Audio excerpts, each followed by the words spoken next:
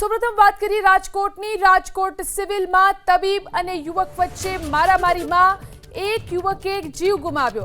તબીબ અને યુવકની બબાલમાં સારવારમાં રહેલા નેપાળી યુવકનું મોત થયું। લોહી સમયસર ન મળતા નેપાળી યુવકના મોતનો દાવો।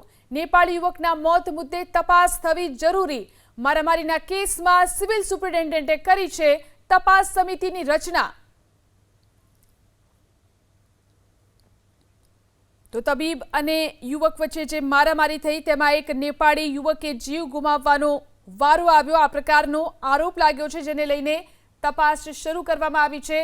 તબીબ અને યુવકની બબાલમાં સારવારમાં રહેલા નેપાળી યુવકનું મોત થયું છે। નેપાળી યુવકને સમયસર લોહી ન મળ્યું। લોહી સમયસર ન મળતા નેપાળી યુવકનું મોત થયાનો દાવો કરવામાં આવી રહ્યો છે। નેપાળી યુવકના મોત મુદ્દે તપાસ થવી જરૂરી છે। તો આ મુદ્દે મારામારીના કેસમાં સિવિલ સુપ્રિન્ટેન્ડન્ટે કરી છે તપાસ સમિતિની રચના। આ મુદ્દે હવે તપાસ સમિતિ વધુ તપાસ કરશે। રાજકોટ સિવિલમાં તબીબ અને યુવક વચ્ચે જે મારામારી થઈ હતી તેમાં એક નેપાળી યુવકને જીવ ગુમાવવાનો વારો આવ્યો છે। તો આ બબાલની અંદર સારવારમાં રહેલા નેપાળી યુવકનો જીવ ગયો। તેને સમયસર લોહી ન મળી શક્યું અને તેના કારણે તેનો જીવ ગયો હોવાનો દાવો। તો નેપાળી યુવકના મોત મુદ્દે હવે તપાસ થવી જરૂરી।